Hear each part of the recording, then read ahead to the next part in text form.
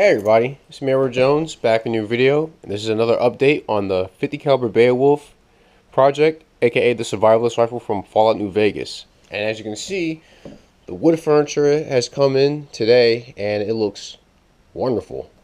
Look at that. Looks pretty nice. The triangle handguard fits pretty well in the space that's provided for on the rifle. I will say it was a pain in the ass to get it in there because of the delta ring. Trying to keep the tension on that ring, trying to hold the ring back while you're trying to fit the handguard in. You know, it's tough, but it was able to fit in.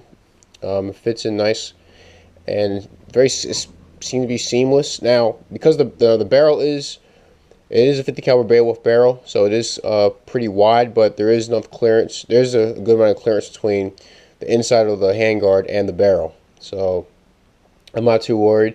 I don't think I'll be doing a whole lot of rapid firing with a gun like this because of its nature.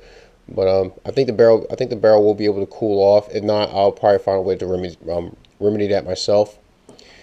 The pistol grip is pretty comfortable. It's contoured.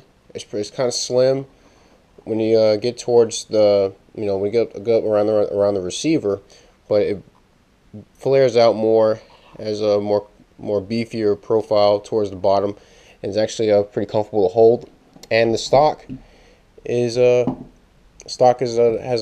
right length of pull for myself. It should be around 13 or 14 inches. It's a full length A2 stock, and the recoil pad feels pretty comfortable. It's not heavy duty for something like this, but I think it's a lot more than what was on my Magpul stock.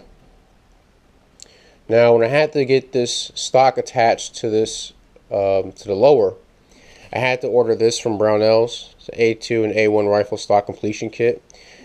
Because this rifle started off with a carbine length buffer tube, I had to swap it out for an A2 buffer tube. Now, this kit came with an A1 length buffer tube, but it also has this extension so that the stock can fit on properly. And it came with spring assembly and new buffer with the buffer tube. And of course, I got my hand loads right here, 50 Beowulf. And I gotta say, the rifle looks very, very nice. A few things that are left to do to this rifle would be to get. I'm gonna change out this Magpul trigger guard for a standard aluminum trigger guard because I want to get this thing close to what was in the game. I know it's not gonna be entirely perfect. For instance, I'm not gonna have any bands on the forearm as is in the game, and I'm not gonna carve arret and stop onto the stock. I'll include a link to the wiki page for Fallout, with the history behind this rifle, where the owner, his name is Randall Dean Clark.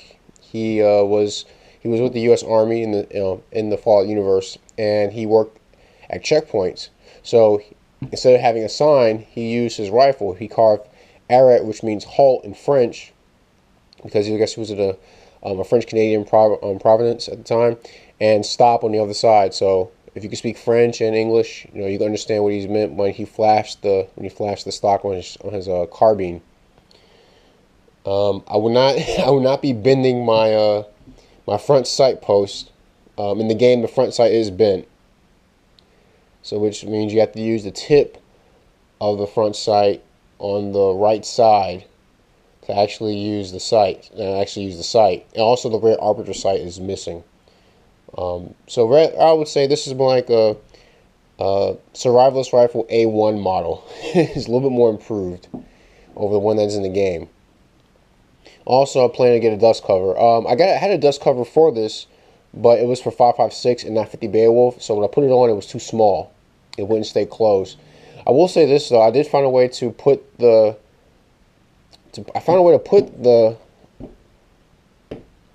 dust cover on without taking off anything on the front of the rifle.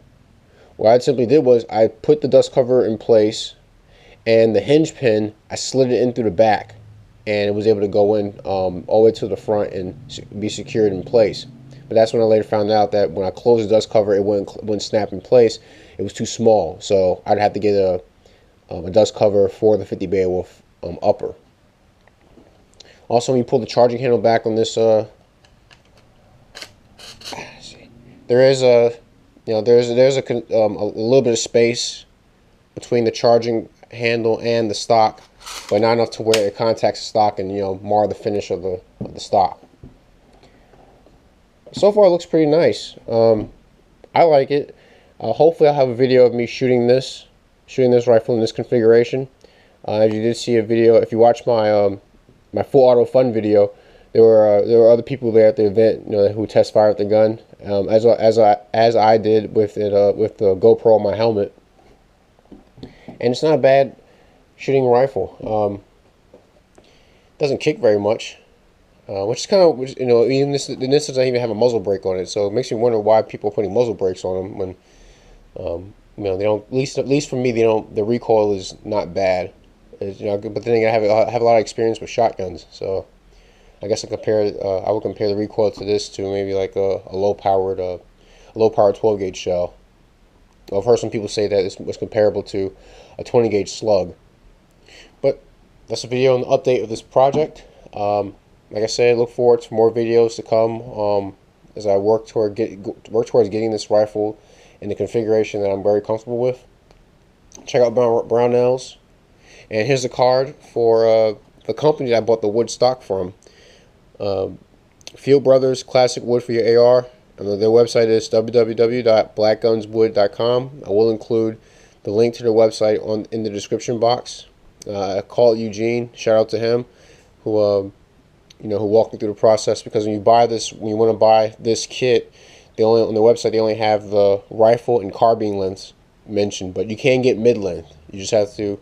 When you place your order, send an email with your name and stating that you want to get the mid length for your stock set. But that's my video. Any comments or questions, please leave them in the comment section. Please give a thumbs up and subscribe to the channel. Any new subscribers or any viewers who are checking out this video, please look forward to new videos coming down the future.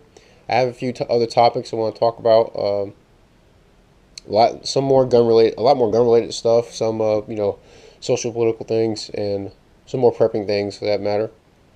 I'm Edward Jones, and thanks for watching.